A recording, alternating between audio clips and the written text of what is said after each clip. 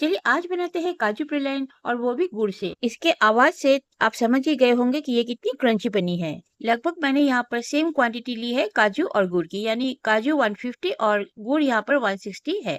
और अब ब्रश कर लिया है यहाँ पर एक ट्रे को। बिल्कुल धीमी फ्लेम पे गुड़ को मेल्ट कर लेना है और इसमें ऐड कर देंगे 1 टेबल स्पून वाटर। ज्यादा फ्लेम होने से गुड़ जल जाती है, तो ये काम आपको बिल्कुल धीरे धीरे करना है। गुड़ मेल्ट हो चुकी है और इस पे ऐड कर देना है 2 चुटकी नमक। गुड़ को अगर ज्यादा पका लेंगे तो वो कड़वी हो जाती है, और अगर कम पकाया है तो क्रंची नहीं बनेगी ब्रेड। इसीलिए इसका एक टेस्ट है जो मैं आगे आपको दिखाने वाली हूँ। उस स्टेज तक आपको गुड़ को, यानी कि ये जो चाशनी टाइप बनी है, इसे अच्छी तरह से पका लेना है। अब मैंने 1 टेबल स्पून यहाँ पर बटर ऐड किया है, क्योंकि ये बटर स्कॉच केक में जाने वाली है। इसकी प्लेन बनाकर इसको पाउडर करना है और केक के अंदर भी डालना है। ऊपर भी कुछ मैं डिजाइन बनाने वाली हूँ इसी से। और मैंने यहाँ पर सॉल्ट भी ऐड कर दिया है। अब फिर से इसे अच्छी तरह से पका लेना है। चलिए अब टेस्ट कर लेते हैं। रूम टेम्परेचर के वाटर में मैंने थोड़ा सा यहाँ पर गुड़ को डाला है। अभी भी अच्छी तरह से ये कड़क नहीं हुई है। अब ऐड कर देना है काजू को और अच्छी तरह से फिर से मिक्स कर लेना है। अच्छी तरह से मिक्स हो गई है।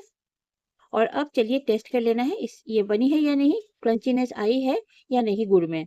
तो फिर से एक बोल में मैंने पानी लेना है और उसमें कुछ ड्रॉप गुड़ को डाल देंगे और टेस्ट करेंगे। अगर उसमें आवाज आती है, अगर आप, मैं अभी दिखा रही हूँ आपको, अगर इसमें क्रंचीनेस की एक आवाज आती है, दैट मीन्स कि ये हो गई है।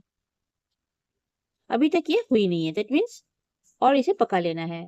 चलिए थोड़ी देर और इसे पका लेना है, फ्लेम लो ही है। थोड़ा सा ठंडा होने देंगे और फिर आप इसकी क्रंचीनेस को सुन लेना। एकदम जैसे टूटने से एक आवाज आती है ना, वैसे आवाज आनी चाहिए।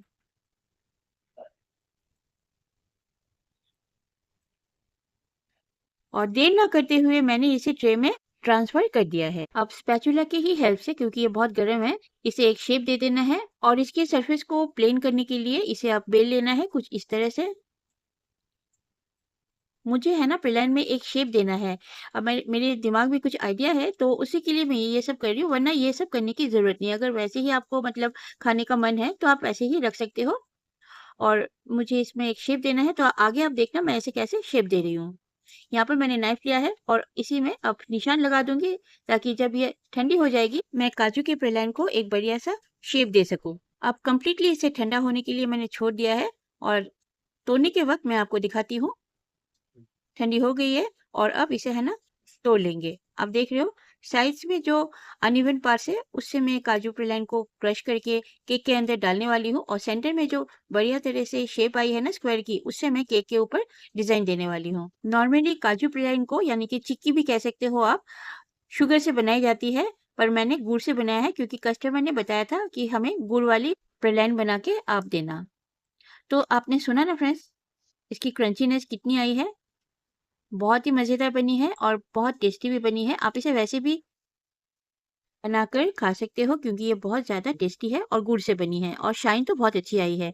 अब मैं इसी से है ना बटर स्कॉच केक बनाने वाली हूँ। उसकी वीडियो ऑलरेडी आ चुकी है, तो आप देख सकते हो मैंने कैसे बटर स्कॉच केक को बनाया है। और लास्ट में एक रिक्वेस्ट है फ्रेंड्स आप सबसे, जो फ्रेंड्स मेरे चैनल को ऑलरेडी सब्सक्राइब कर चुके हो उन्हें बहुत बहुत थैंक्स, और जिन्होंने अभी तक सब्सक्राइब नहीं किया है, आप मेरे चैनल को सब्सक्राइब प्लीज़ कर देना। चलो मिलती हूँ अगली किसी अच्छे से रेसिपी के साथ। Till then stay fit, stay healthy, bye bye.